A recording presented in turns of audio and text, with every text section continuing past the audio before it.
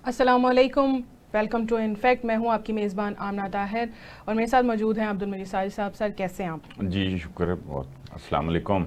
Sir इस वक्त अक़वाम मुत्तहिदा का जो इजलास चल रहा है, सिक्योरिटी इजलास, उस हवाले से ट्रंप के साथ मुलाकात हुई है इस्लामी ममालिक के सरबराहान की। 50 मिनट की मुलाकात के बाद आपको लगता है कि ट्रंप के ऊपर कोई प्रेशर पड़ा होगा?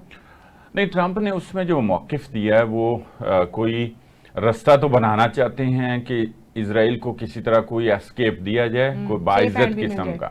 लेकिन साथ उन्होंने जो बात की है वो हमास तो वहाँ की एक तंजीम है और वो कौन सा कहीं से वो इंसर्जेंसी कर रहे हैं। तो ये कैसे मुमकिन है कि या तो वो लेबनान से आके कर रहे हों या उर्दन से, शाम से या मिस्र से। बिल्कुल। तो फिर तो आप कह सकते हैं कि ये इनके बगैर कोई हल निकलेगा। भाई ये क्या बात हुई?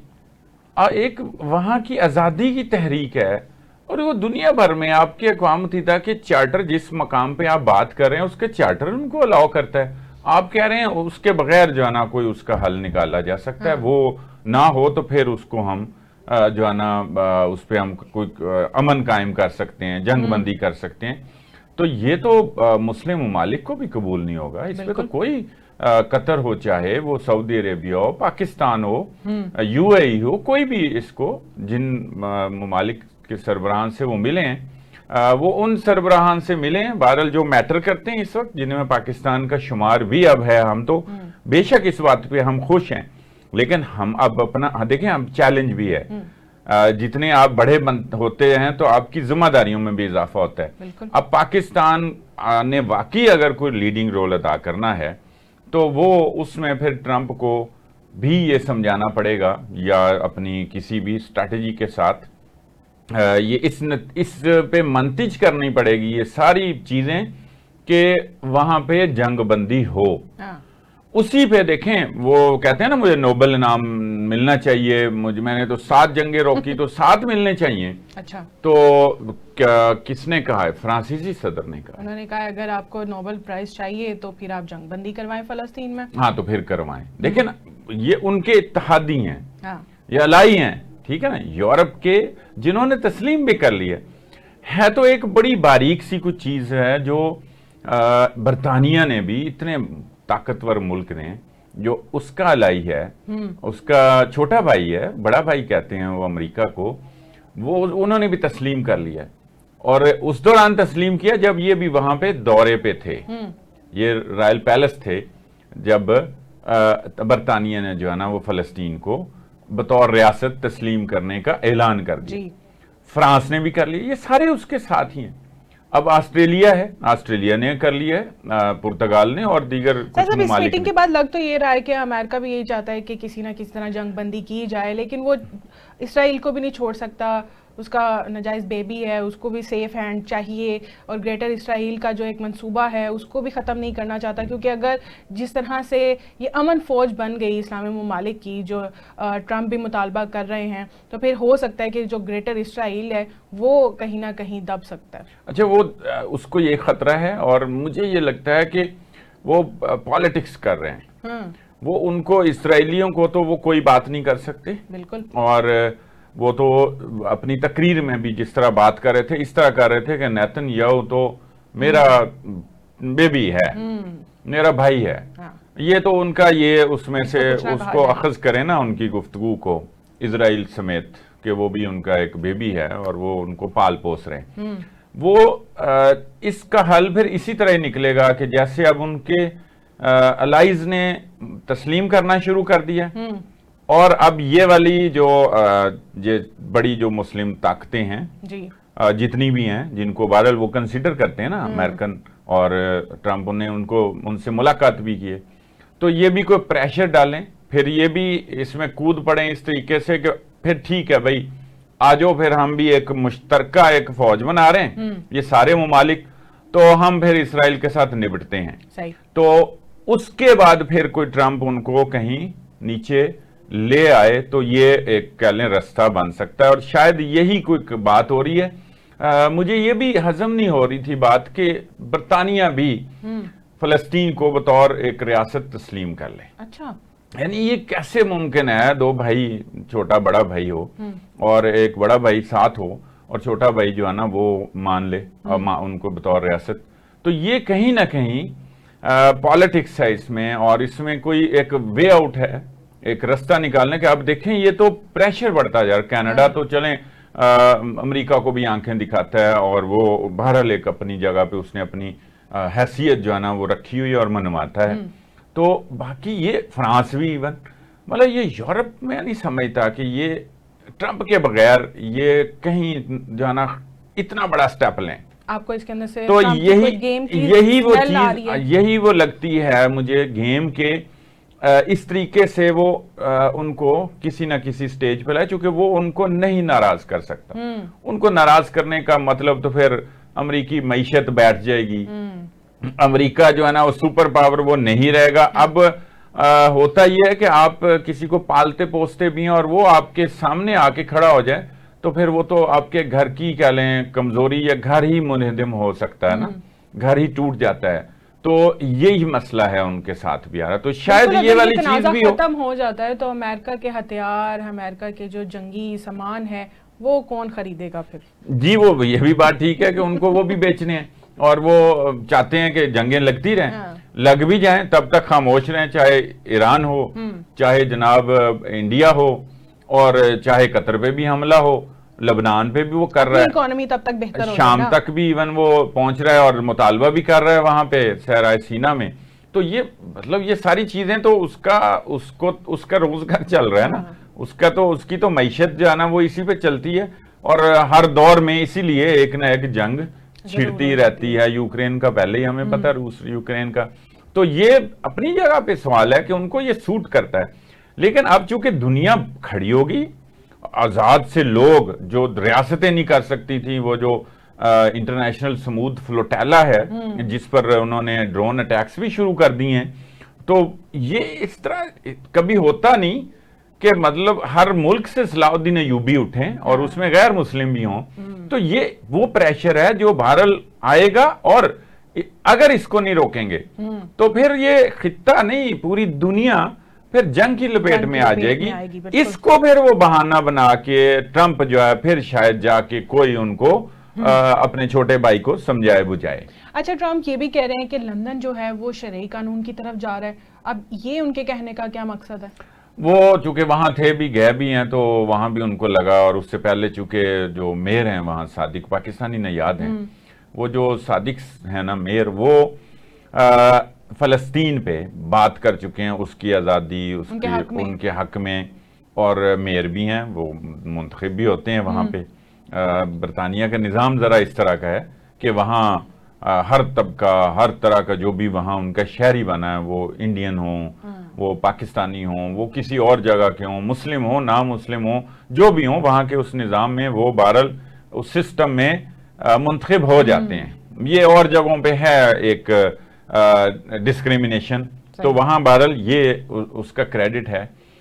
जैसे यहाँ वो अपने नहीं होने देता, एक वो जो न्यूयॉर्क में ही है, जो पाकिस्तानी नयाद एक हैं, वो उनके मेयर के लिए कह लें, वो इलेक्शन लड़ रहे हैं, तो उनके खिलाफ वो बड़ा सख्त एक्शन लेना चाहते हैं और करते रहते हैं उनके खिलाफ बयानबाजी भी। तो वो उनकी वजह से, क्योंकि वो मुसलमान है, तो कहते हैं कि जी वो मेयर साहब जो हैं वो शरी कानून नाफिज करना चाहते हैं यूके में, खासतौर पे लंदन में। यानी इस वजह से वो एक बात कर रहे हैं और बस पीछे पड़ जाते हैं। ट्रंप का यही मसला है। ट्रंप को बस जो को नहीं सूट करता, जो पसंद नहीं आता, तो पेट के भी हल्के हैं, पेट में बात भी नहीं रखते, और कुछ ना हो तो अपना वो जो सोशल ट्रूथ पे उनका है अकाउंट, वो जनाब उस पे बात कर देते हैं, शेयर कर देते हैं। हाँ। तो इसलिए वो बात रखते नहीं है और उन्होंने ये बात कर दिया। हालांकि ये बहुत बड़ी बात है वहां के कानून में। ये तो इस पे तो यूके को रिएक्शन देना चाहिए कि भाई मतलब आप क्या बात कर रहे हैं, ये हमारा मसला है, हम अपने कानून के मुताबिक देखते हैं, अपनी पॉलिसीज। हाँ, लेकिन वो नहीं है। मैं वही कह रहा हूँ, ट्रंप है ना, वो तो बोल सकते हैं, वो बोल सकते हैं, और बात बातें तो खैर उनकी संजीदा भी नहीं होती ना, तो हो सकता है इस बात को उन्होंने संजीदा ना लिया हो। अच्छा सर, जब से ये अक़वाम मुत्तहिदा का इजलास शुरू हुआ है, उसके बाद से वीडियो कुछ वायरल हुई हैं जिसके अंदर शहबाज शरीफ साहब के साथ ट्रंप की अच्छी मुलाकात हो रही है, हाथ मिलाया जा रहा है, मुसाफा किया जा रहा है, और अब ये भी इतलात आ रही हैं कि कल शहबाज शरीफ साहब के साथ भी कोई ट्रंप की मुलाकात हो सकती है। तो अब ये जो पहले मुलाकात हुई है इसके बाद पाकिस्तान का क्या किरदार है, और अब जो वज़ीर आज़म के साथ स्पेशल कोई मुलाकात होगी उसका इलामिया तो पता नहीं अब सामने आता है या नहीं आता। ट्रंप के ट्रूथ अकाउंट के ऊपर तो यकीनन आ जाएगा, वो तो बता ही देंगे। उसके बाद क्या होगा, पाकिस्तान अपना क्या आगे मौक़िफ़ रखेगा और किरदार पेश करेगा? हाँ, अगर देखें ये अभी मुतवक्को है मुलाकात, और ये इसको दोनों साइड से कंफर्म नहीं किया जा रहा। अगर ये मुलाकात हो जाती है तो यकीनन उसमें कोई ना कोई ये जो इश्यूज हैं खित्ते के भी, अफगानिस्तान भी है जिस तरह, वो भी डिस्कस होगा। और इंडिया के ऊपर तो वो खुद एक मौक़िफ़ रखते हैं ना, वो तो इंडिया तो अब वो मतलब समझ लें ज़ेर अताब है, लेकिन उसमें बात तो होगी। हमारे चूँकि ये इश्यूज भी हैं और उससे रेलेवेंट हैं, बगराम एयर बेस है जैसे, इसके हवाले से वो कोई बात भी कर सकते हैं। हमारे यहाँ जो इधर से तवक्को है कि वज़ीर आज़म जो बात करेंगे वो यकीनन कश्मीर और फ़लस्तीन की भी बात करेंगे, खित्ते में दहशतगर्दी के ऊपर भी बात होगी, और इसके अलावा जो बामी ज़ारे अमूर हैं वो तो होने ही होने हैं। जैसे मिनरल्स पे बात हुई थी, के हवाले से भी बात की जा सकती है। कोई किस पे? उस पे उन्होंने की है थोड़ी सी बात, मतलब बड़े मुख्तलिफ अंदाज से की है, इकोनॉमी के हवाले से कुछ वो उस पे की है बात उन्होंने पहले भी, कि ये मतलब एक अनप्रेडिक्टेबल सा होता है और ये एक फ्रॉड भी है, धोखा भी है, ये जो मौसमियाती तब्दीलियों का है मामला, तो लेकिन उसको संजीदा भी लेते हैं और गैर संजीदगी में भी बयान कर देते हैं। तो ये इस पे बहरहाल उनका फ़लस्तीन पे भी हमारी तरफ से यकीनन होगी कि ये गजा का कोई हल निकालें। उनका मुतालबा हो सकता है बगराम एयर बेस में हो कि हमें कोई मदद दी जाए, जो भी हो, और हमारा ज़ाहिर दहशतगर्दी का जो एक चैलेंज है उस पर भी यकीनन बात होगी। बाकी जो एक और बात है इस मामले में कि हो सकता है जो तहरीक इंसाफ के लोग हैं वो ये एक्सपेक्ट कर रहे हों कि वो कहेंगे कि खान साहब को रिहा करें। अच्छा, वज़ीर आज़म साहब ये कहेंगे? साहब ये तो आपने बहुत बड़ी खबर दे दी है, इसके बाद मजीद नहीं, वो ये तो कर रहे होंगे, खबर नहीं। ब्रेक के बाद नाज़रीन हमारे साथ रहिए। वेलकम बैक नाज़रीन, इस वक्त हमें कोयटा से ज्वाइन कर रहे हैं ब्यूरो चीफ कोयटा हैं मोहम्मद अकरम। अकरम साहब बहुत शुक्रिया आपके वक्त का। सर बताइएगा, कल रात पेशावर से कोयटा आने वाली जाफर एक्सप्रेस हादसे का शिकार हुई है, क्या तफसीलात हैं? अकरम साहब सुन सकते हैं आप मुझे? बिल्कुल, हमें ऐसे बिल्कुल मेरे को आपकी आवाज आ रही है। ऐसा है कि गुज़िश्ता रोज जो है ना जाफर एक्सप्रेस से न सिर्फ जो पेशावर से आ रही थी उस पर जो है रेलवे ट्रैक पर जो है ना एक धमाका खेज मवाद से उसको ब्लॉक किया गया, बल्कि जो कोयटा से जा रही थी जाफर एक्सप्रेस पेशावर के लिए, उसके वो टाइम भी जो है सुबह के वक्त भी जो है ट्रैक पर एक बम लगाया गया था, उसे भी जो है ना ट्रैक को नुकसान पहुंचा, और कोयटा से जो है अंदरून मुल्क जाने वाली जो जाफर एक्सप्रेस थी वो भी ताखीर का शिकार हुई, मुसाफिरों को भी मुश्किलात का सामना हुआ। ताहम जो पेशावर से कोयटा आ रही थी उस टाइम जो है काफी जो है तकरीबन 6 के करीब बोगियों को जो नुकसान पहुंचा, और 15 से 20 लोग जो है इसमें जख्मी भी हुए थे। और आज कोयटा शहर में जो है ना ट्रेन सर्विस जो कि अंदरून मुल्क के लिए कोयटा से ओवरऑल एक ही ट्रेन चलाई जाती जाफर एक्सप्रेस, वो भी जो है ना रोक दी गई, मनसूख कर दी गई, और जो मुसाफिरों ने ऑलरेडी पहले से जो है नशिस्तें वगैरह बुक करा रखी थी उनकी टिकटें भी रिफंड करने के जो अहकाम दिए हैं। रेलवे हुकाम के मुताबिक जो हमारे साथ मालूमात शेयर की गई थी वो भी ये कह रहे थे कि जो ट्रैक की बहाली का काम आज मुकम्मल हो जाएगा, लेकिन अब से कुछ देर कबल तक भी जो मालूमात हमने ली है तो अभी तक जो है ट्रैक की बहाली का काम मुकम्मल नहीं हुआ। खदशा यही जाहिर किया जा रहा है कि कल भी कोयटा से जो है ना नहीं हुआ कोई जानी नुकसान। जी, हमें ऐसे बिल्कुल तकरीबन 20 के करीब जो है लोग जख्मी हुए थे, लेकिन जैसे ही ये हादसा हुआ जो ऐनी शाहिदीन थे उनके मुताबिक बताया जा रहा है कि काफी लोग घबराए हुए थे। दश दिगारी का जो इलाका है कोलपुर से तकरीबन करीब ही है और पहाड़ी इलाका है, लोग फिर अपनी मदद आपके तहत भी जो है ना बोगियों से निकले, क्योंकि 2 से 3 बोगियां जो है उलट गई थी और जो है कुछ ट्रैक से उतर गई थी बोगियां, तो मुसाफिर भी परेशान थे। और हालात का उनको ऑलरेडी पहले से जो है ना अंदाजा था कि बलूचिस्तान में जो है ना इस किस्म के हालात है, खसूसन ट्रेन पर जो है अटैक होते रहते हैं और माजी में भी हुए हैं, और मुसाफिर कोचिज से भी लोग घबराए हुए हैं।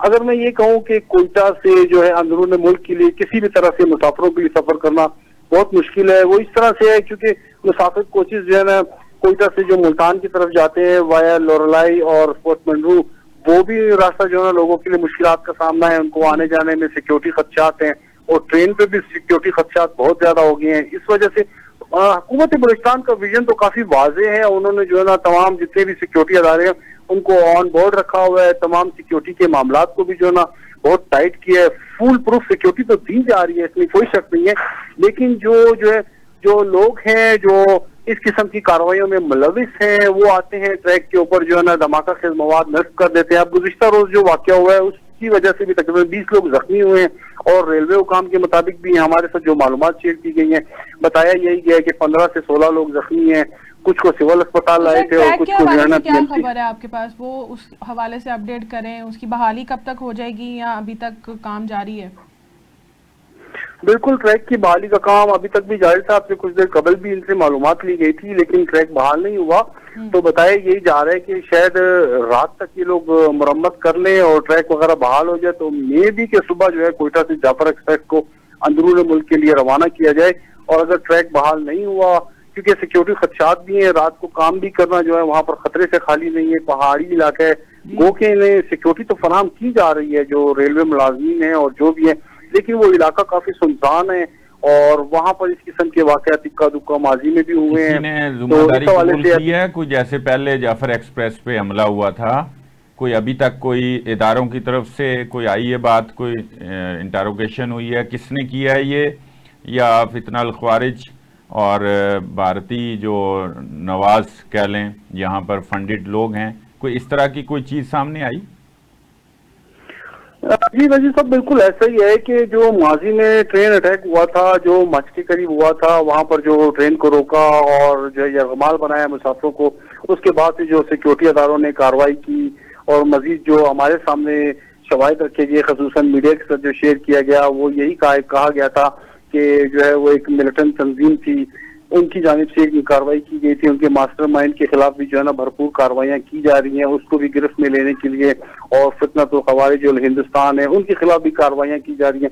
दो ये तो एक उनका अपना परसेप्शन था, लेकिन दूसरी जानिब जो है ओवरऑल रेलवे ट्रैक पर धमाके और कोचिस के हवाले से जो मुसाफिर कोचिस पर हमलों के वाकयात हो रहे हैं, वो भी इक्का दुक्का अभी जो हो रहे हैं, लेकिन कोयटा से जो है ना ट्रेन सर्विस अभी महफूज नहीं है। तो दहशतगर्दी की ये वारदातें हैं, और कुछ थोड़े दिन तो हमें नजर आया कि कोई सुकून और इत्मीनान था वहां पे, कोई बड़ी कार्रवाई, कोई चीजें जो बार बार हम पहले सुन रहे थे। अब क्या सूरत हाल है वहां दहशतगर्दी की?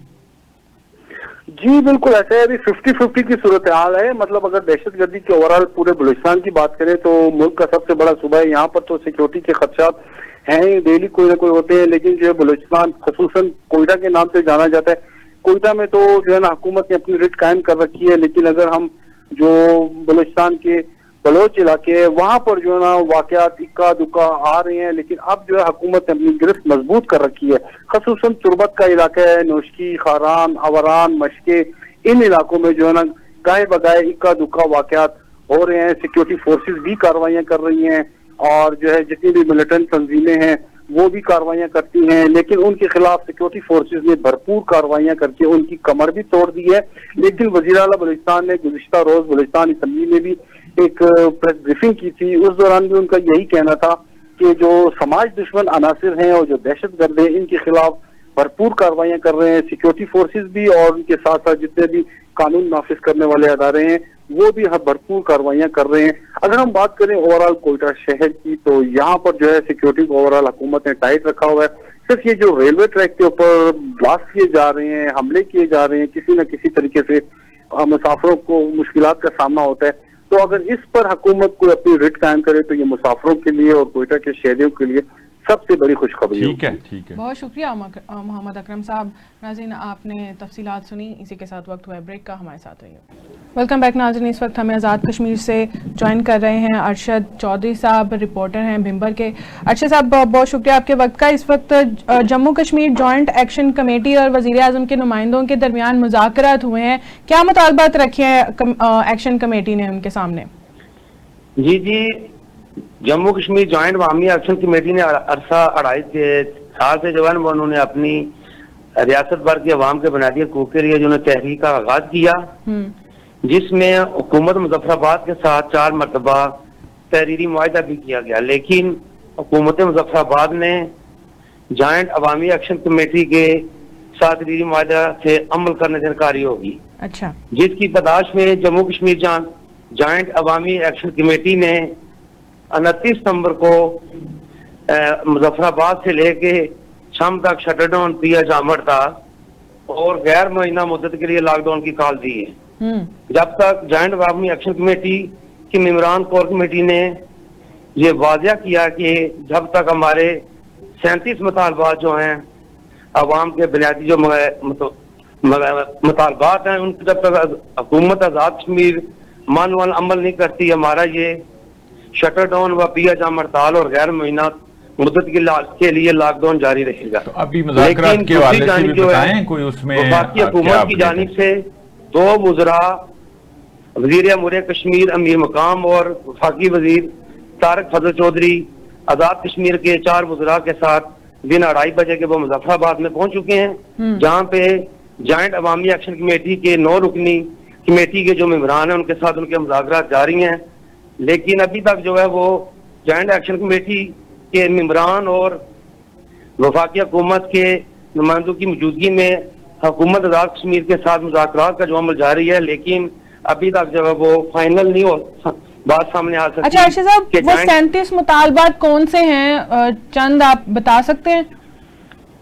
जी, उसमें है जॉइंट एक्शन अवामी कमेटी ने जो चार्टर ऑफ डिमांड आज़ाद हुकूमत को दिया, उसमें हुक्मरान तबकात की मुराद का खात्मा है, महाजरीन की 12 असम्बली नशिस्तों का खात्मा है, इलाज और मुआवजा की मेयारी और मुफ्त सहूलियात, मेयारी यकसा और मफूद तालीम की फराहमी है, इंटरनेशनल एयरपोर्ट का क़याम, कोटा सिस्टम का खात्मा, 5 kV से जायद लोड वाले कमर्शियल बिजली बिलात का मामला, बिजली से मुतल्लक देकर मामलात और अमल दरामद आटे में सब्सिडी के मुतल्लिक मियार और एलिगेशन के मामलात, इसके अलावा दौरान तहरीक दाशुदा मुकदमात का खात्मा, आजाद हाई कोर्ट जो है उसके फैसले पे अमल दरामद, सब्सिडी क्यों लेते हैं? बिजली के भी पहले किया, मोबाइल कंपनियों की सर्विस के बेहतरी म्यार को बेहतर किया जाए, आजाद पतंग सड़क की तामीर, तहरीके के शहीद अजहर के भाई की मुलाजमत, जंगलात का तहफ़्फ़ुज़, पीने और आबपाशी के लिए पानी की फराहमी, सही एक्ट 2021 का खात्मा, जम्मू कश्मीर एक्सप्रेस वे का क़याम, 21 शोंटर टनल का ठीक है अर्शद साहब, बहुत शुक्रिया। तो सब इन्फॉर्मेशन तो आज़ाद कश्मीर के हवाले से हम तक पहुंच गई है।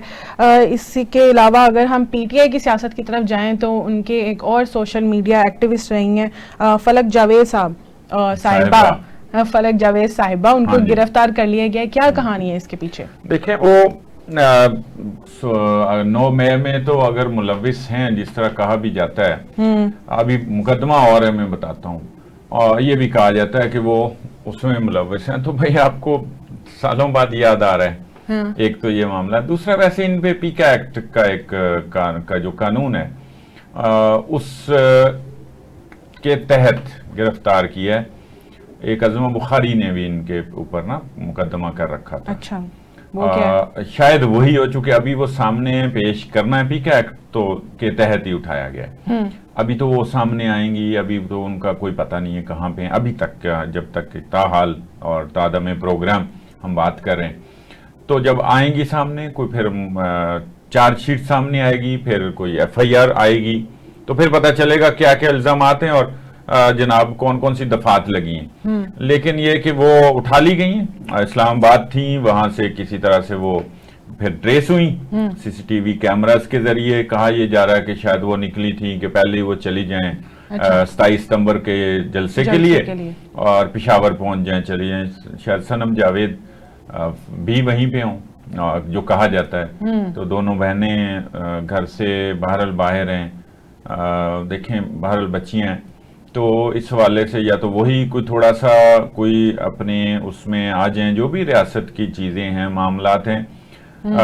लेकिन दूसरी तरफ एक आइन ही इजाज़त देता है को आज़ादी इजहार राय की, लेकिन इतनी नहीं इजाज़त देता कि कोई अज़मा जाहिद बुखारी साहिबा जो हैं उनकी कोई फेक फुटेज जो है, फेक वीडियो यानी जो उनकी नहीं है, ऐसी भी कोई चीज़ को शेयर मार दें।